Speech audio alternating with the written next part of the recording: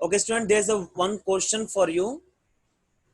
The diagram is given in which there's a two resistance 6 ohm and 4 ohm are connected in series and their combination is connected across the 20-volt battery. Now you have to calculate the value of the current and the potential difference across the 6 ohm resistance and the potential difference across the 4 ohm resistance. Calculate it. There's a one more resistance 4 ohm is connected, this resistance. Now calculate the current I, V1 and V2. In this, first of all, we will calculate the total resistance. So the total resistance, suppose this resistance R1, R2 and R3. Here R2 and R3 are in parallel combination. So if they are in parallel combination, so we can find the net resistance of R2 R3, that is R23. मतलब कि R2 और R3 को मिलाने पर जो total resistance होगा उसको मैंने R23 मान लिया है. ठीक है, तो ये हो जाएगा 1/R2 plus 1/R3 equal to 1/4 plus 1/4 equal to 2/4 equal to 1/2, and this implies that R23 is equal to 2 ohm. and points का नाम दे दीजिए A, B, C. यानी कि नेट रेजिस्टेंस अक्रॉस BC कितना हो गया?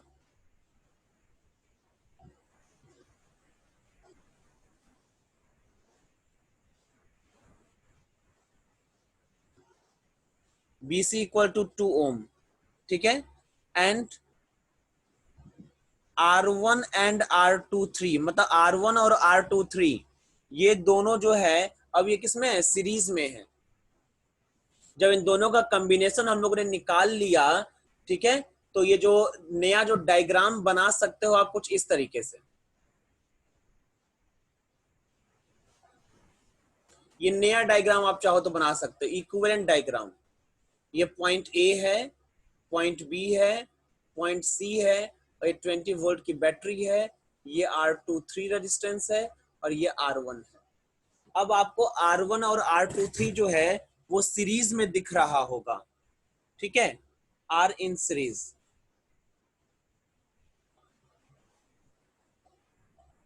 अगर सीरीज में है तो नेट रेजिस्टेंस टोटल रेजिस्टेंस कितना हो जाएगा? R1 plus R23.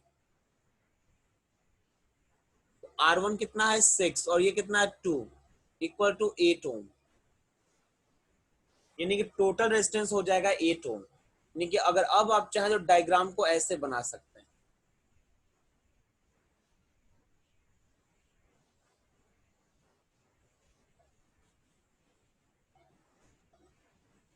ये पॉइंट ए हो जाएगा, ये पॉइंट बी हो जाएगा और ये टोटल रेजिस्टेंस आर हो जाएगा. Now by Ohm's law, Ohm's law के अकॉर्डिंग हम लोग क्या कैलकुलेट करना है? हम लोग को आई कैलकुलेट करना. आई इक्वल टू क्या होता है? V upon are. V कितना है? 20. R कितना है? 8. डिवाइड कर दीजिए 2.5 एम्पियर. ये I की वैल्यू आ गई.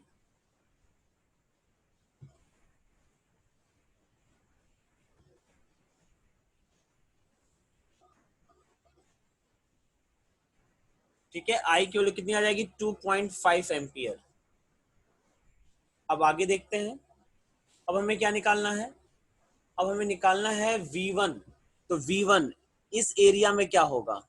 करंट पता चल गया, यहाँ करंट कितना है और V1. सेकेंड पॉइंट निकाल रहा हूं. Again by Ohm's law V1 equal to I into R1.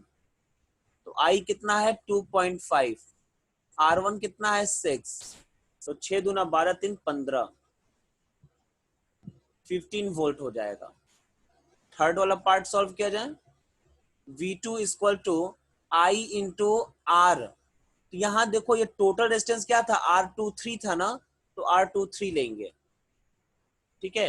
तो 2.5 इंटू ये कितना था, 2 ओम था, इक्वल टू 5 वोल्ट, ये हो जाएगा। एक चीज और भी जान लीजिए कि इन दोनों को ऐड करने पर 20 आना चाहिए, तभी आपका आंसर सही माना जाएगा, ठीक है। कि टोटल जो पोटेंशियल V होता है वो हमेशा V1 प्लस V2 के बराबर होता है। हम लोगों ने सीरीज कॉम्बिनेशन में देखा था इस चीज को। ये 3 रिजल्ट आपके सामने आ गए, जो चीज आपको चाहिए था, तो इसके रिजल्ट ये हो जाएंगे, ठीक है। तो ऐसे ही क्वेश्चन मैं उम्मीद करता हूँ कि आप लोग लगा लोगे। और भी क्वेश्चंस को हम अभी आपको देते हैं, आप उसको सॉल्व करने की कोशिश करिए। Now the next question is, find the current in each register. Find current in each register.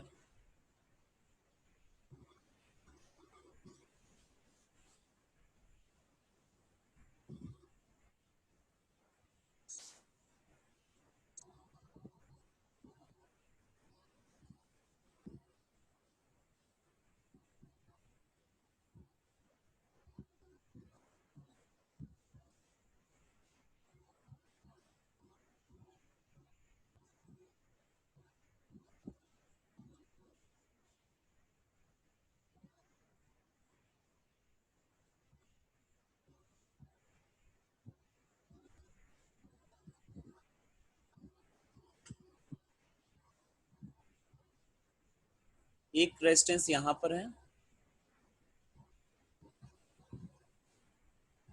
6 ओम, और एक रेजिस्टेंस यहां पर है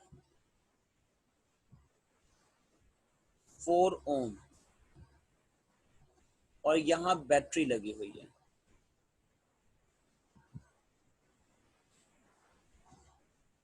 ठीक है, 24 वोल्ट की।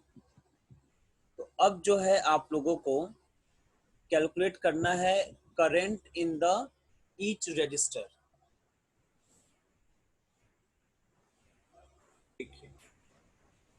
Now let the current in the current, देखो ये पॉजिटिव टर्मिनल है, ये निगेटिव टर्मिनल है, तो यहां से आई करंट निकलेगा और दो पार्ट में ब्रेक होगा, ठीक है।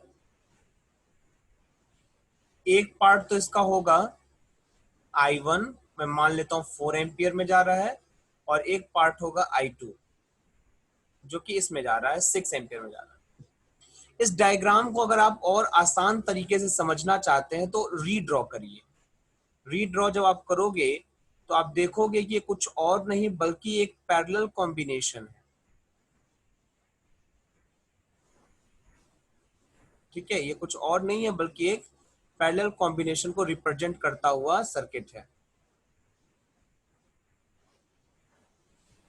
ये हो गया 4 ओम, ये हो गया 6 ओम, यहां चला गया I2 करंट, यहां चला गया I1 करंट, और यहां से गया I करंट, ठीक है। हम लोग को I1 I2 की वैल्यू निकालनी है बाय ओम्स लॉ। क्या था, I1 equal to V upon R1। तो V है कितना 24, R1 कितना है 4 ओम, इक्वल टू 6 एम्पियर। इसी तरीके से I2 निकालिए, I2 इक्वल टू क्या होता है V अपॉन R2, ठीक है। और V हो गया 24 और ये हो गया 6 इक्वल टू 4 एम्पियर। तो ये I1 I2 की वैल्यू हो जाएगी। There is a one portion in which the resistances are connected like this arrangement, where 10 ohm, 40 ohm, 30, 20 and 60 ohms resistances are connected in this arrangement, and we have to calculate the total resistance. So Firstly, we will calculate the net resistance in this and net resistance of this. Both are parallel. So firstly, calculate, name it R1, R2, R3, R4, and R5. Okay. So net resistance of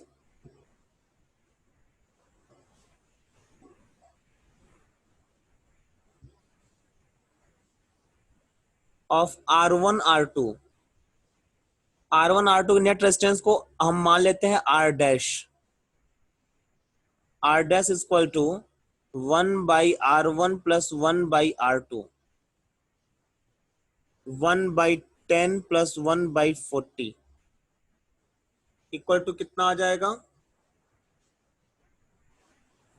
40 LCM हो जाएगा, ऊपर 4 plus 1 5 by 40, 1 by 8, यानी कि R dash की value कितनी आ जाएगी? 8 ohm. Now net resistance of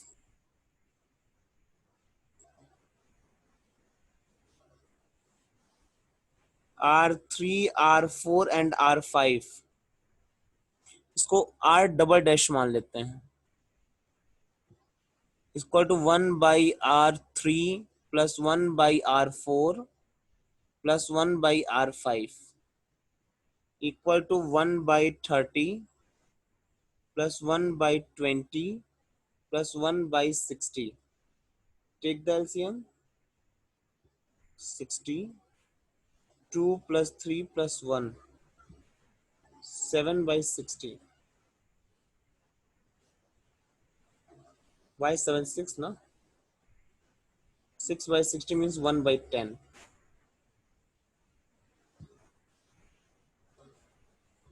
So R double dash is equal to 10 ohm. Therefore, the circuit can be changed.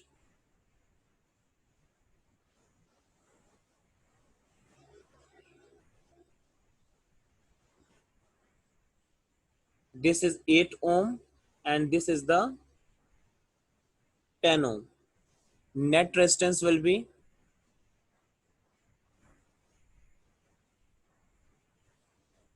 net resistance is R, so it will be R dash plus R double dash because both are in the series combination. So 8 plus 10 equal to 18 ohm. This will be the answer.